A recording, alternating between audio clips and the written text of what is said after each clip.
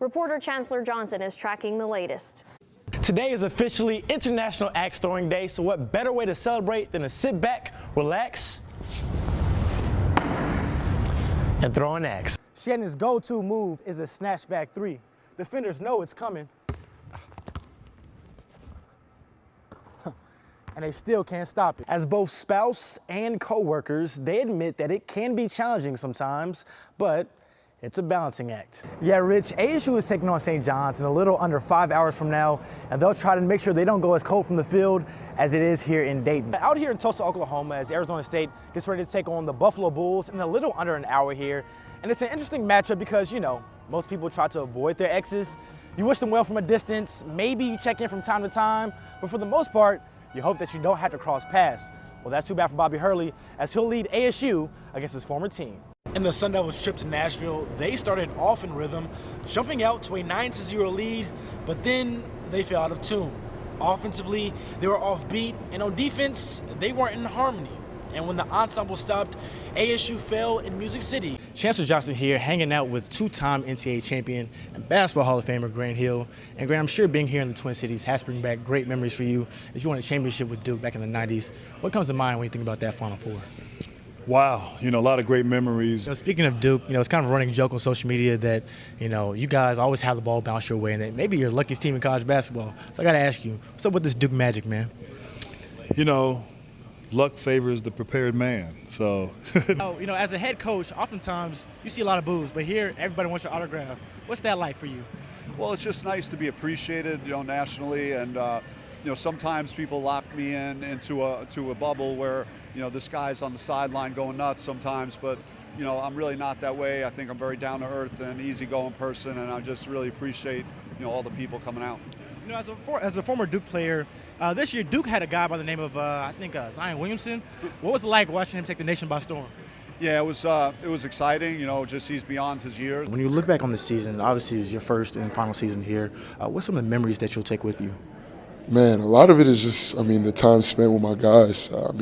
Hotel to hotel, bus to bus, plane to plane, just the time spent just enjoying each other's presence. You were definitely a fan favorite this season. What do you want your Sun Devil legacy to be? I want to be remembered for my passion, my drive, my positivity. You guys have been doubted all year long. You've always been the underdogs. What's that like for you guys? We love it, baby. Keep on doubting us. We were supposed to lose the past 3 games. We're here now. We're coming for the national title. Secrets in the dirt, baby. 4-1. Wreck 'em. 4-1. Wreck 'em. All right. Now, we saw how Lubbock got the other day when you guys won a semifinal. What would happen if you guys win a national championship? We have the most passionate fans in the country. It's not even close. Something you've never seen before will happen in the city of Lubbock, and that's a promise. Arizona State Sun Devils just knocked off the #1 team in the country. Zylan Cheatham has the field. Man, it's a dream come true. And Donnie, when you say New Orleans Saints, you gotta say, who that? Now I know it's who that? Who that nation? All right. Yes, All right. sir. Thanks so much, Chance. Check this out. A.J. Pollock strikes out in the top of the 2nd inning. He's not happy and lets the umpire know. So out comes Torey Lavello. Hey, ump, nope, don't want to hear it. Hit the showers. Lavello gets ejected, but here's where it gets interesting. Lavello continues to plead his case and has a few choice words for Cards catcher Yadier Molina. Molina takes exception. He starts to bark back. Then we get some pushing and shoving. Bench is clear, and Molina had to be restrained. Phew! The D-backs ultimately get the last laugh as they won 4-1. Now from the mound to the court, Suns fans rejoice. Your basketball team is officially the worst in the league. Now from the diamond to the fairway.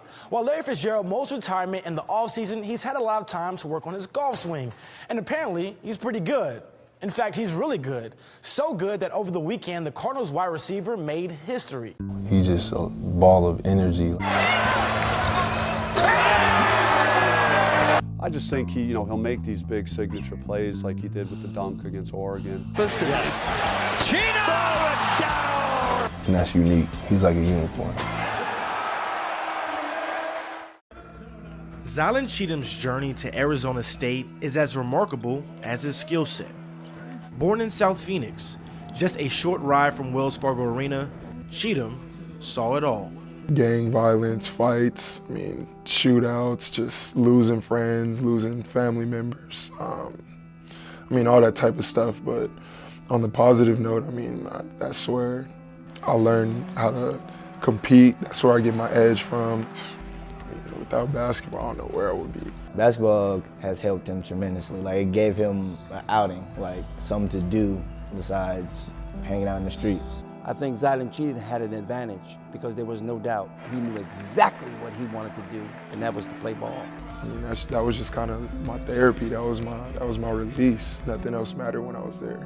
Well, he was excellent. He was an excellent player. As far as the leaping ability and all of that at practice, sometimes he'd do some things that really was like, whoa, that's wow, because not everybody could do that. Zylan's athleticism would take him from the streets of South Phoenix to the palm trees of San Diego State. That's all just athletic ability of Zylan Cheatham right there. After a stopover with the Aztecs, Cheatham found that the road led him back home. Once I got on the phone with Hurley, and we just had our first conversation, man. We just chopped it up, and he came off as so real. We talked about a lot of basketball things that I thought that he could work on to put himself, to be in a great position to just showcase how good of an all-around player he is. I was just like, look, I'm in, bro. Like, I'm committed. I'm coming home. And ever since then, it's been a dream come true. Soon, the local kid became a fan favorite. Cheatham recorded only the second triple-double in program history, and he played a key part in taking down the #1 team in the nation. But it didn't take long for Cheatham's dream to turn into a nightmare. So we're going to start with breaking news. This out of Tempe tonight. Police searching for the gunman in a deadly shooting. This is a look. On December 29th, just 1 week after upsetting Kansas, Cheatham got a call that his brother Wanya had been shot. Come up to the hospital to see what's going on and get there and wait to find out he didn't make it. It was so hard to see him in that condition and to see how upset he was. There's no preparation when something like that happens.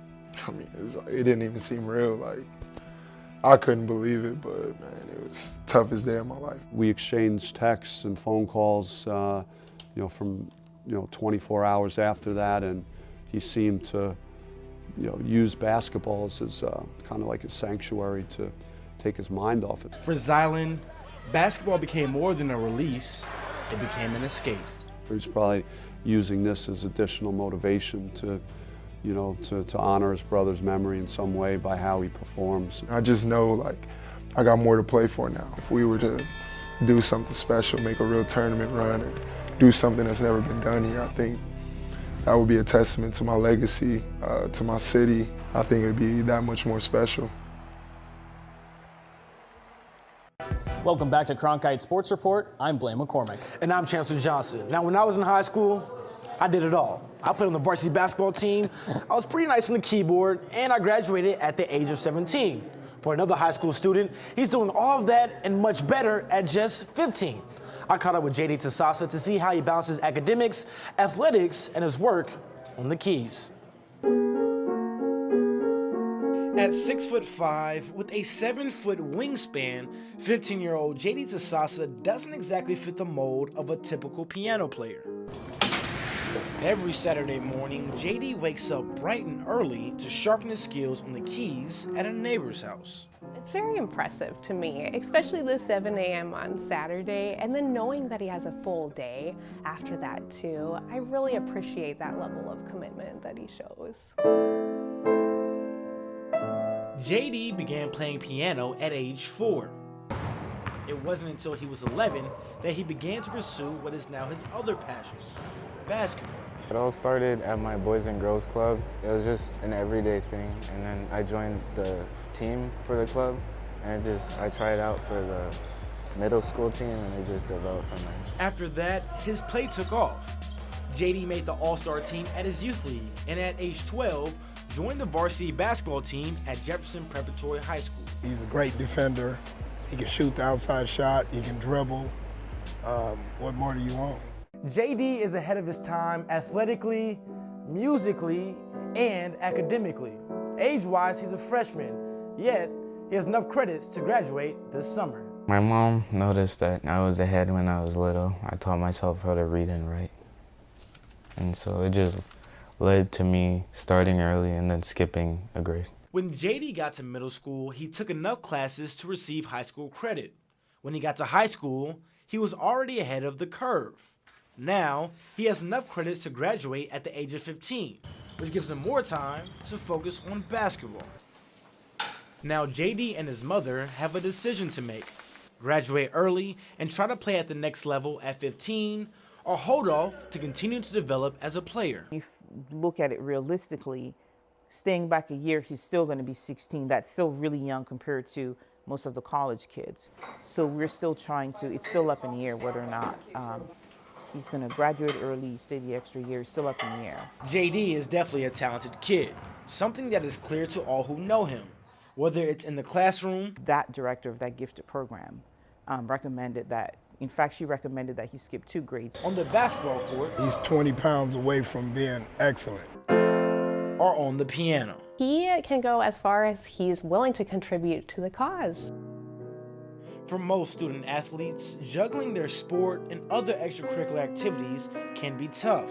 But JD has bigger aspirations past basketball. Because I know that in the future, all of these things will help me in life, and it never stops at old age. Because once you get old, sometimes basketball may stop, but you can still play music.